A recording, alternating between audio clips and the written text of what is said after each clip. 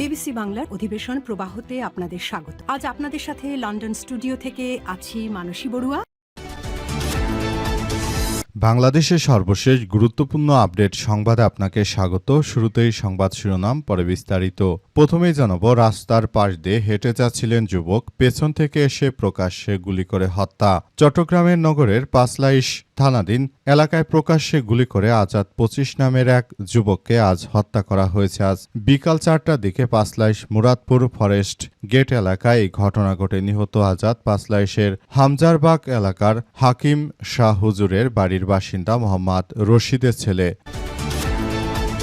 এরপর জানাবো, ওসি যোগদানের পর বেড়েছে চাঁদাবাজি, নিয়মিত মাসোয়ারা নেয় পুলিশ। নওগাঁ সদর উপজেলা তিলকপুর ইউনিয়নের ইকোরতারা গ্রামের বাসিন্দা ফ্রিল্যান্সার নাইম হোসেন গত ২২ জুন আকস্মিক তার বাড়িতে হাজির হন। সদর মডেল থানার সহকারী উপপরিদর্শক এএসআই জাকারিয়া হাতকড়া পরানো হয়। নাইমকে তার বিরুদ্ধে অর্থ পাচারের অভিযোগ আনা হয়। এরপর ১ লক্ষ টাকার বিনিময়ে তাকে ছেড়ে দেওয়ার জন্য বলা হয়। এরপর ওই ফ্রিল্যান্সারের অ্যাকাউন্ট থেকে ১ লক্ষ টাকার সমমূল্যের ডলার অন্যের অ্যাকাউন্টে ট্রান্সফার করে নেন ওই ওসি। এই ঘটনায় পুরো এলাকায় থমথমে অবস্থা বিরাজ করছে। এরপরই ওই পুলিশ সদস্যর বিরুদ্ধে ব্যবস্থা নিয়েছে বিভাগীয় পর্যায় থেকে। এদিকে জামাতের আমির বললেন, আমরা বলেছি সরকারি সুবিধা না নেয়ার চেষ্টা করব, তবে কেউ নিলে অপরাধ নয়। বাংলাদেশ জামাত ইসলামের আমির ডাক্তার শফিকুর রহমান বলেছেন, নির্বাচনের সময় দেশবাসীর সামনে বলেছিলাম সরকারি সুযোগ সুবিধা যতটা না নিলে না হয় আমরা ততটা করব, কিন্তু আমরা কোনোভাবে কোনো সুযোগ সুবিধা নিচ্ছি না। তারপরও আমাদের দলের মধ্যে কেউ যদি কোনো সরকারি সুবিধা চায় সেটাকে আপনারা অপরাধ হিসেবে বিবেচনা করলে চলবে না। জানাবো, চট্টগ্রামে মহাসড়কে গাছ কেটে বিক্ষোভ, অজ্ঞাত ৮০ জনের নামে মামলা। চট্টগ্রামে সরকারি গাছ কেটে বিক্ষোভ ও জনদুর্ভোগ সৃষ্টির অভিযোগে অজ্ঞাত ৮০ জনের বিরুদ্ধে মামলা করেছে সড়ক ও জনপথ সহজ বিভাগ। আজ সহজের এক কর্মকর্তা বাদী হয়ে মামলাটি দায়ের করেন। এই ঘটনায় এখন পর্যন্ত ২ জনকে গ্রেপ্তার করেছে পুলিশ, তবে তদন্তের সাথে তাদের পরিচয় এখনও প্রকাশ করা হয়নি। এবং সর্বশেষ জানাবো, ভারতে চলন্ত স্লিপার বাসে ভয়াবহ আগুন, নিহত ৮। রাজস্থানের দৌসা জেলার কাছে দিল্লি মুম্বাই এক্সপ্রেসওয়েতে আজ ২:৩০টার দিকে একটি স্লিপার বাসের সঙ্গে ট্রেলারের সংঘর্ষের পর আগুন লাগার ঘটনায় ৮ জন যাত্রী নিহত হয়েছে এবং আহত হয়েছে অন্তত ৩০ জন। প্রিয় দর্শক, এতক্ষণ শুনছিলেন সংবাদ শিরোনাম, এবারে বিস্তারিত। তবে তার আগে বন্ধুরা, অনুরোধ থাকবে এই সংবাদটিতে একটি লাইক দিন। এই চ্যানেলে আপনি নতুন হয়ে থাকলে আমাদের সংবাদটি দেখতে দেখতে চ্যানেলটি সাবস্ক্রাইব করে রাখুন। কমেন্ট করে বন্ধুরা আপনার মূল্যবান মতামত জানিয়ে দিন আপনি বিশ্বের কোন দেশ থেকে বা বাংলাদেশের কোন স্থান থেকে আমাদের সংবাদটি দেখছেন এবং শুনছেন। আর বন্ধুরা, সংবাদটি আপনার সোশ্যাল মিডিয়া ফেসবুকে শেয়ার করে বন্ধুদেরও দেখার সুযোগ করে দিন। আর বন্ধুরা, আজকের এই সংবাদ সম্পর্কে আপনার মূল্যবান মতামত কমেন্ট বক্সে কমেন্ট করে জানিয়ে দিন। গাজা যুদ্ধে আপনি যদি নিরীহ ফিলিস্তিনিদের ভালোবেসে থাকেন বন্ধুরা, কমেন্টে ইয়েস লিখে পুরো বিশ্ববাসীকে আমাদের এই সংবাদটি দেখার সুযোগ করে দিন। এবারে বিস্তারিত।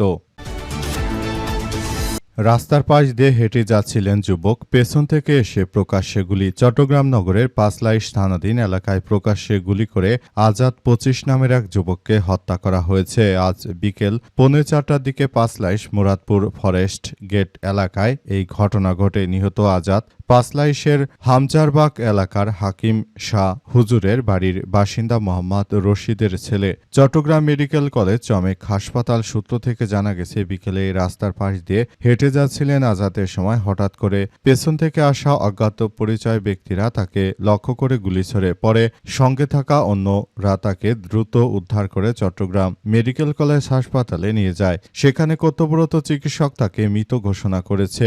চট্টগ্রাম মেট্রোপলিটন পুলিশ বা সিএমপির উত্তর বিভাগের উপকমিশনার মোহাম্মদ হাসান মোস্তফা স্বপন বলেন, মুরাদপুর ফরেস্ট গেট এলাকায় গুলির ঘটনার খবর পেয়ে পুলিশ ঘটনাস্থলে গিয়ে তদন্ত শুরু করেছে। সারা দেশ জুড়ে বিএনপি সরকার ক্ষমতা আসার পর এমন অরাজক পরিস্থিতি চলছে। দেশ জুড়ে তাদের এই নৈরাজ্যকর কার্যক্রম দেশবাসীকে খুবই হতাশার মধ্যে ফেলেছে। সবাই মনে করেছিল যে অন্তর্বর্তীকালীন সরকারের মাঠে কোনো ভিত্তি নেই, তাই অন্তর্বর্তীকালীন সরকার যখন পদত্যাগ করবে তখন হয়তো দেশে শান্তি শৃঙ্খলা ফেরত আসবে, কিন্তু এখন দেখা গেল পুরো উল্টো বিষয়। পুরো বিষয়গুলো আসলে দেখা যাচ্ছে যে এই মুহূর্তে আসলে কার্যক্রম সম্পূর্ণ উল্টে গেছে।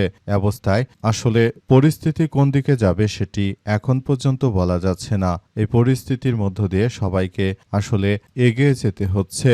এই পরিস্থিতির মধ্য দিয়ে আসলে সবাইকে এগিয়ে নিয়ে তারপর পুরো কার্যক্রম চালিয়ে যেতে হচ্ছে।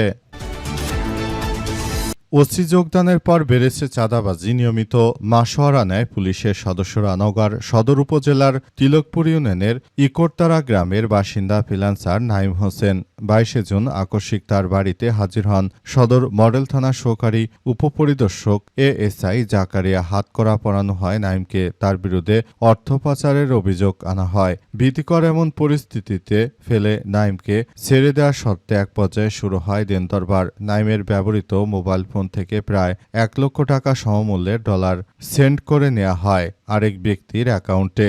বিনিময়ে আপাতত ছেড়ে দেওয়া হয় ফ্রিল্যান্সারকে। সদর থানা পুলিশের পক্ষ থেকে দাবি করা হয় মাসিক মোটা অঙ্কের চাঁদা যা দিতে অক্ষম ছিলেন নাইম। নাম প্রকাশ না করা সত্ত্বে নওগাঁর সদর মডেল থানার এমন চাঁদাবাজির তথ্যগুলো প্রতিবেদককে জানাচ্ছিলেন ফ্রিল্যান্সার নাইমের ঘনিষ্ঠ একজন। তার ভাষ্য, সদর থানার বর্তমান ভারপ্রাপ্ত কর্মকর্তা ওসি আসাদুজ্জামান টাকা ছাড়া কিছুই বোঝেন না। টাকার নেশায় উন্মাদ হয়ে সহকারী উপপরিদর্শক বা এএসআই জাকারিয়াকে দিয়ে তিনি এই কাজ করিয়েছেন। পরে বিষয়টি পুলিশ সুপারের কানে গেলে ওসিকে সেফ জোনে রেখে এএসআই জাকারিয়াকে সাময়িক বরখাস্ত করা হয়েছে। গত 22 সেপ্টেম্বর নওগাঁ সদর মডেল থানার ওসি হিসেবে যোগদান করেন মোহাম্মদ আসাদুজ্জামান। থানার অধীনে রয়েছে ভীমপুর পুলিশ তদন্ত কেন্দ্র এবং শহরের কালীতলা পুলিশ ফাঁড়ি। অভিযোগ রয়েছে আসাদুজ্জামান ওসি হিসেবে যোগদানের পর তার অধীনে 2টি ইউনিট কাজ করে এবং প্রতিটি ইউনিটে তিনি মূলত এক ত্রাসের রাজত্ব কায়েম করে চলেছেন। তাই এই বিষয়গুলো খুবই গুরুত্ব সহকারে দেখা হচ্ছে, যাতে করে ভবিষ্যতে আর এই ধরনের কোনো ঘটনা কেউ ঘটাতে না পারে। সেই ব্যাপারগুলো আসলে খুবই গুরুত্ব সহকারে দেখভাল করতে হচ্ছে। আসলে মূল বিষয়গুলো তারা মোট কথা চাঁদাবাজি করছে সেটি প্রকাশ্যে এসেছে। জামাত আমির বললেন, আমরা বলেছি সরকার সুবিধা না নেয়ার চেষ্টা করব, তবে কেউ নিলে অপরাধ নয়। বাংলাদেশ জামাত ইসলামের আমির ডাক্তার শফিকুর রহমান বলেছেন যে আমরা শপথ করেছিলাম যে আমরা সরকারে যাই বা না যাই আমরা সরকার থেকে কোনো সুবিধা নেব না, কিন্তু দলের মধ্যে দু একজন এমপি মন্ত্রী তারা সরকার থেকে একটু আধটু তারা সুবিধা নেয়ার চেষ্টা করছে। তাদের উদ্দেশ্যে জামাতের আমির বলেছেন যে দেখুন, বাংলাদেশ জামাত ইসলামের কোনো নেতৃত্ববৃন্দরা তারা মূলত কোনোভাবে সরকারি কোনো সুযোগ সুবিধা বা দল থেকে কোনো সুযোগ সুবিধা পায় না। সুতরাং একজন বয়স্ক এমপি হিসেবে তারা যদি সরকারি যে সুযোগ সুবিধাগুলো অন্য রাজনৈতিক দল নেয়, এদের সংসার চলতে যদি কষ্ট হয়, এরা যদি কিছু একটা চায়, সেক্ষেত্রে এটাকে আপনারা যে অনেকেই অপরাধ হিসেবে গণ্য করছেন, আপনাদেরকে বলতে চাই আমরা দল হিসেবে আমরা জামাত ইসলাম কখনো সরকারের 1 পয়সারও সুযোগ সুবিধা আমরা চাইনি। সুতরাং আপনারা বিষয়গুলো বিবেচনায় না নিয়ে শুধুমাত্র একজন ব্যক্তি কথা বলে তারপর পুরো দলকে দোষারোপ করতে পারেন না। আমাদের পুরো দলের সিস্টেমটিকে বোঝার চেষ্টা করুন।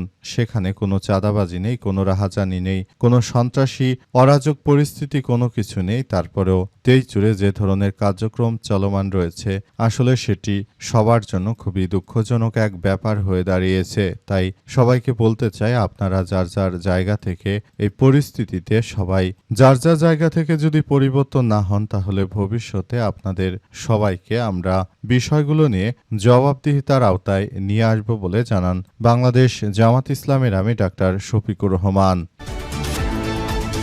চট্টগ্রাম মহাসড়কে গাছ কেটে বিক্ষোভ, অজ্ঞাত 80 জনের নামে মামলা করা হয়েছে। বিএনপির সন্ত্রাসী আসলাম চৌধুরীর মনোনয়ন বাতিল করে দেওয়ার পর তার এমপিত্ব পদ বাতিল করে দেওয়ার পর চট্টগ্রামে বিএনপির সন্ত্রাসীরা মাঠে নেমে তারা পুরো ঢাকা চট্টগ্রাম মহাসড়কের বিভিন্ন জায়গায় সরকারি বড় বড় গাছ কেটে তারপর তারা সন্ত্রাসী কার্যক্রম চালিয়েছিল। এ অবস্থায় এদের বিরুদ্ধে আজ সজের কর্মকর্তা মামলা দায়ের করেছে। অন্তত 80 জনের নাম উল্লেখ করে এই মামলা করা হয়েছে। এদের মধ্যে 2 জনকে গ্রেপ্তার করা হয়েছে। আর বাকিদের গ্রেপ্তার করা হবে, তবে গ্রেপ্তারকৃত 2 জনের নাম এখনো প্রকাশ করা হয়নি, যাতে করে পুলিশের সদস্যদের এই মামলায় আটক করতে সহজ হয়। মূলত বিষয়গুলো খুবই বিরক্তিকর এক কার্যক্রম হিসেবে গড়ে তোলা হচ্ছে। আসলে বিএনপি নেতা আসলাম হাজার হাজার কোটি টাকা ব্যাংক থেকে নিয়ে আবার নির্বাচনে দাঁড়িয়ে মূলত তিনি যে ধরনের কার্যক্রম শুরু করতে চেয়েছিলেন তিনি সেটি আর করতে পারেননি, কারণ আদালতের পক্ষ থেকে তার মতো এত বড় একজন ঋণখেলাপি কিভাবে এমপি হয় সে বিষয়টি বাতিল করে দেওয়া হয়েছে। এই ঘটনায় আসলে এখন আসলাম চৌধুরীর এমপির পদ বাতিল হয়ে যাওয়ার পর তার ভাড়াটে সন্ত্রাসীরা ঢাকা চট্টগ্রাম মহাসড়কের উক্ত মহাসড়কটি অবরোধ করে এবং সেখানে গাছ কেটে বিক্ষোভ করতে থাকে।